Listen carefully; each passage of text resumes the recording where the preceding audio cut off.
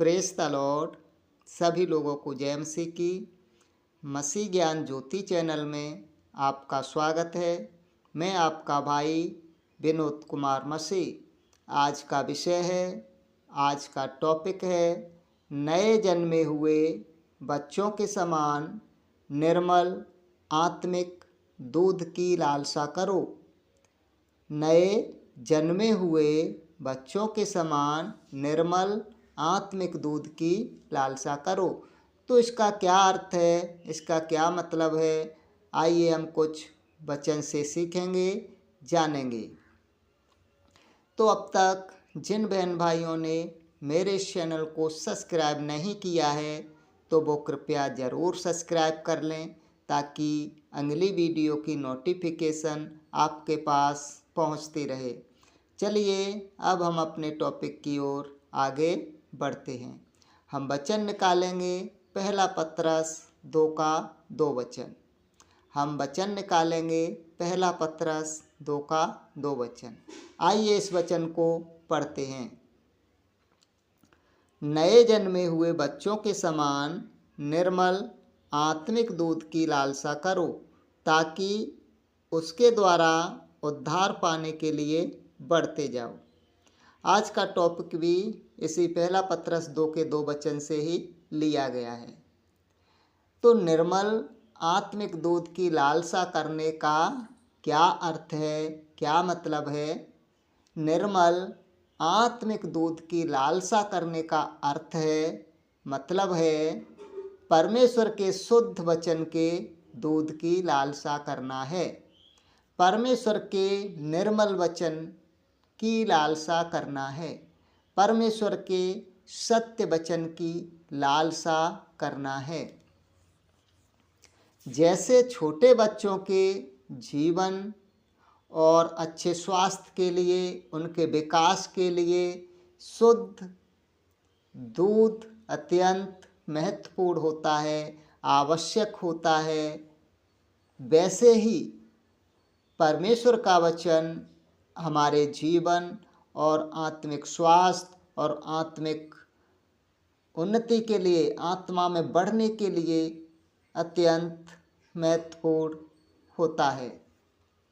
जैसे छोटे बच्चों के जीवन और अच्छे स्वास्थ्य के लिए, उनके विकास के लिए, बढ़ने के लिए शुद्ध दूध, निर्मल दूध अत्यंत महत्वपूर्ण होता है, वैसे ही परमेश्वर का वचन हमारे जीवन और आत्मिक स्वास्थ्य के लिए और आत्मा में बढ़ने के लिए अत्यंत महत्वपूर्ण होता है, आवश्यक होता है।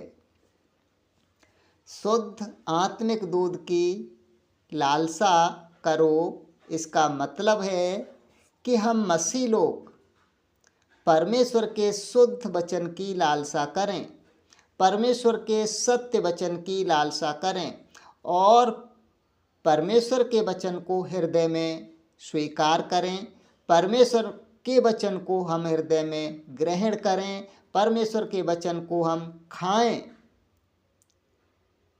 ताकि हमारा जीवन और आत्मिक स्वास्थ्य और हमारे आत्मिक उन्नति में बढ़ोतरी हो सके, उद्धार में हम बढ़ते जाएं। मेरे प्रिय बहन भाइयों, परमेश्वर का वचन हमारे आत्मिक जीवन और स्वास्थ्य का आधार है।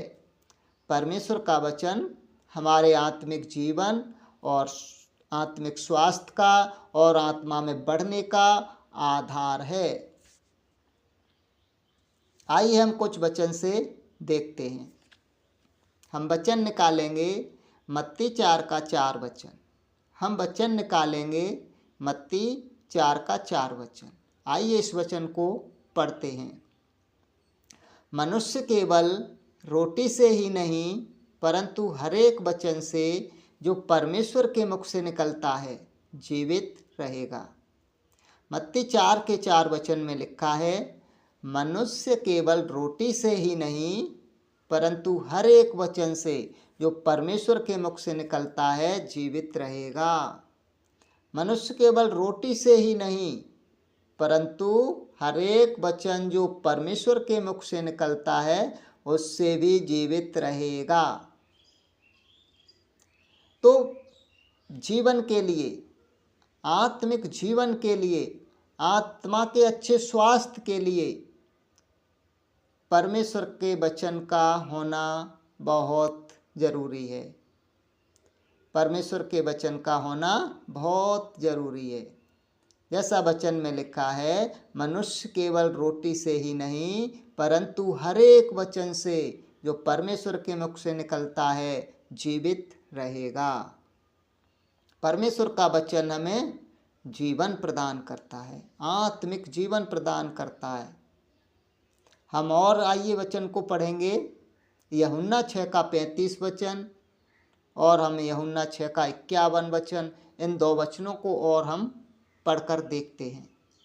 यूहन्ना 6:35 में लिखा है, यीशु मसीह ने कहा है जीवन की रोटी मैं हूँ।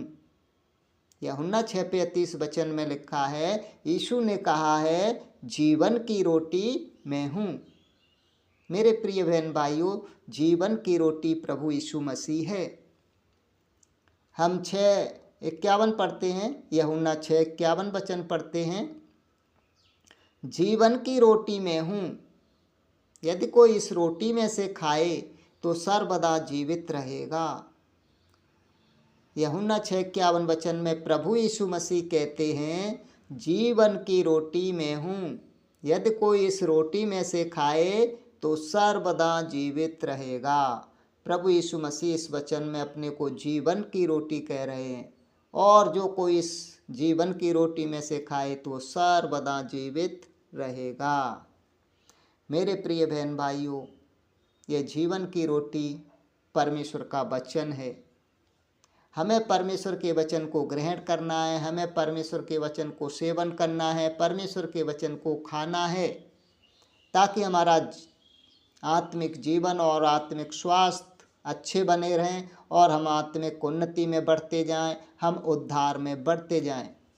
जैसे छोटे बच्चे के जीवन और अच्छे स्वास्थ्य के लिए और बढ़ने के लिए शुद्ध दूध अत्यंत महत्वपूर्ण और आवश्यक होता है, वैसे ही हम मसीही लोगों के लिए परमेश्वर का वचन हमारे जीवन और आत्मिक स्वास्थ्य के लिए और उद्धार में बढ़ने के लिए, आत्मिक उन्नति में बढ़ने के लिए परमेश्वर का वचन अत्यंत महत्वपूर्ण है। हमें परमेश्वर के सत्य वचन को, हमें परमेश्वर के शुद्ध वचन को स्वीकार करके ग्रहण करना पड़ेगा। जब हम आत्मिक उन्नति में बढ़ सकते हैं, जब हमारे आत्मा का स्वास्थ्य अच्छा हो सकता है, हम उद्धार में बढ़ सकते हैं। कब?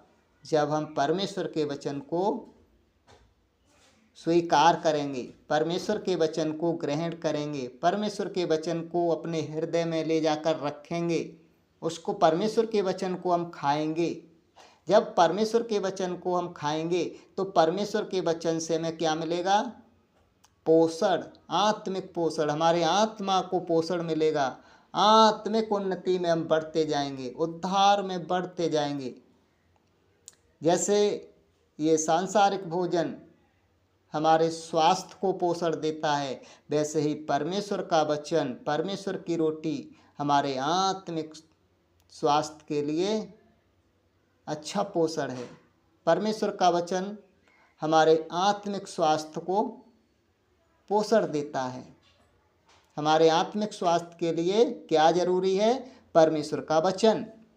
मेरे प्रिय बहन भाइयों, हमें परमेश्वर के वचन की तरफ लालसा करनी चाहिए, परमेश्वर के वचन की तरफ मन लगाना चाहिए, परमेश्वर के वचन को हमें स्वीकार करके ग्रहण करना चाहिए, परमेश्वर के वचन को हमें सेवन करना चाहिए, खाना चाहिए। जब हम परमेश्वर के वचन को खाएंगे तो वो हमें जीवन देगा और हमारे आत्मा के स्वास्थ्य को भी अच्छा करेगा और हम आत्मिक उन्नति में भी बढ़ते जाएंगे, उद्धार में भी हम बढ़ते जाएंगे। मेरे प्रिय बहन भाइयों, परमेश्वर का आज का यही संदेश था, और जिन बहन भाइयों को ये परमेश्वर का आज का संदेश अच्छा लगा हो तो वो कृपया लाइक शेयर कमेंट ज़रूर करना जी, और चैनल को भी ज़रूर सब्सक्राइब करना जी। परमेश्वर आप सबको बहुत आयत से आशीष दें।